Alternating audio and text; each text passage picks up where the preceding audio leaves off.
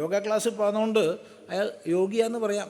അതിൻ്റെ ഒരു യോഗ അയാൾക്കുണ്ടല്ലോ, അവിടെ പോകാനുള്ളൊരു യോഗം. യോഗ ക്ലാസ്സിൽ പോകാനുള്ള യോഗമുള്ളത് കൊണ്ട് അയാൾ ഒരു യോഗി. നമ്മളൊക്കെ യോഗികളാണിപ്പോൾ. എന്താത് ഇവിടെ 2 മണിക്കൂർ ഇരിക്കാനുള്ള യോഗം ഉള്ളതുകൊണ്ട് യോഗി.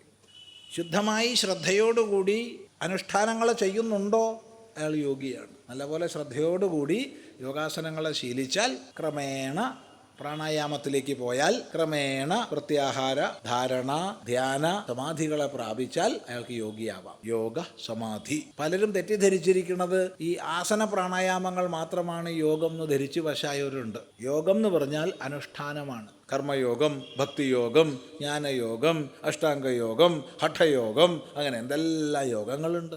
എല്ലാ അനുഷ്ഠാനക്രമങ്ങളാണ്. അപ്പോൾ മന്ത്രോപാസന ശ്രദ്ധയോടുകൂടി ചെയ്യുന്നത് യോഗമാണ്. സ്വാഭാവികമായി ഒന്ന് വർദ്ധിക്കുമ്പോൾ മറ്റൊന്ന് ചുരുങ്ങുന്നുണ്ടോ? കുഴപ്പമില്ല. പക്ഷേ ഉപേക്ഷിക്കരുത്. സൂക്ഷ്മതലത്തിലേക്ക് നമ്മൾ പ്രവേശിക്കുന്നതിനനുസരിച്ച് സ്ഥൂലതലങ്ങൾ അപ്രസക്തമായി മാറും.